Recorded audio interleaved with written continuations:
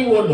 ንምንታይ ለእግዚአብሔር ጽላት ዘለዎ ዝተቀደሰ ቦታ ስለዝኾነ ማለት ስለዚህ ንሕናው ናብ ዝተቀደሰ ክንመጽእ ከለና ጎይታ ካብቲ ህዝቢ ካልእ ነገር ተጸቢዩ መጽኡ እሱ ግን አይረኸወን ተጸቢዩ ስለዚህ ጅግራፍ አውጪው ብዕራይ በቂዕ ነይሩ እንታይ ማለት እዩ ናይ ስጋ ዕዳጋ ኮይኑ ማለት እዩ ስለዚህ ኣብ ልብና ቤተ መቅደስ ተባለ ናይ እግዚአብሔር ቤቱ ገዙ ከሎ መሪሱ ከዓ ናህና ልብዓ አንትሙ ታቦቱ ለመንፈስ ቅዱስ ይበል ቀዳማይ ቆሮንቶስ ምዕራፍ 3:16 ከምኡም ቆሮንቶስ ምዕራፍ 6 ንሕና ናይ እግዚአብሔር ቤተ መቅደስ ኢና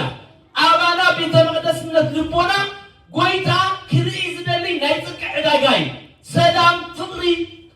ስኒት ሓድነት ህብረት ልውህና እዚ ዓይነት ክርኢ እዩ ዝደሊ ጎይታ ነገር ግን አባና ልቦና ጎይታ መጽኡ ናይ ዝሙት ሸቀጥ ናይ ሓጢአት ሸቀጥ ናይ ክፍአት ናይ ጸልኢ ናይ ቂም ናይ በቀል ውሽጥና ተሎ ብናይ እግዚአብሔር ቃል ጭጉራፍ ገይሩ የውጽኦ ማለት እዩ ጾም ሓያል ጭጉራፍ እዩ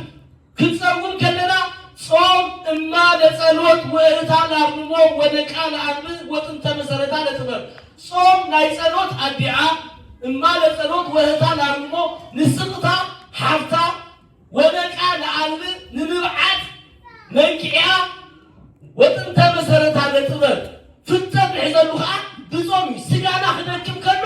እንታይ ዝገብር ዘለኹ ምስ እግዚአብሔር ተባይሰ ዘለኹ መዓሲም እግዚአብሔር ሓደ ዝኸውን ሓጣቴ በዚሑ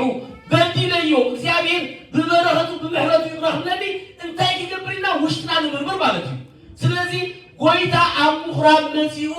ብጭጉራፍ ዘውፅኦም ንሕና እውን ኣብ ጭጉራፍ ናይ ጎይታ ቃል ጾም ጸሎት ስግደት ሒዝና ውሽጥና ዘሎ ንስጋዊ ፍትወታት ዝፈታተነና ጸላኢና ሰይጣን ክነውፅኦ ክንሰጎዩ ቤተሰብ ቤተ ጸሎት ትሰመይ ንዓኻትኩም ዝፈጠርኩኹም ሽመይ ክተመስግኑ ክብረይ ክትወሲኹ እዚ ከሎ ግን እስኻትኩም ካባይ ሽመይ ንምስጋን ንዓለም ተመስግኑ ተኾንኩ ካብ እግዚአብሔር ቅድስና ንኃጢአት ነዕሮ ተኾንና ነፍስና እግዚአብሔር ይሐዝን እዩ አፍኒን ፊናንስ ኣብ መጽሐፈ ሳሙኤል ከምሪዮ ኣብ ቤተ መቅደስ ዘይግቡ ነገር ክገብሩ ምስራኤል እግዚአብሔር ተቆጥዑ ነይሩ ሕጂም ንሕና ኣብ እግዚአብሔር ገዛ ክንመጽእ ከለና ንእግዚአብሔር ዝሰማማዕ ስራሕ ክንሰርሕ ኣለና ምኩራብ ጎይታ ኣብ ምኩራብ መጽኡ ንኹሉ ገፈታቲኡ ነቲ ዝግባእ ነገር ስርዓታት ሒዝዎ ስለዚህ ስርዓትካ ክመሃር ዘጨነካኒ ንሰናይ ኮይኑለይ ይብል መዝሙር 18 ናይ እግዚአብሔር ገዛ ክንደይ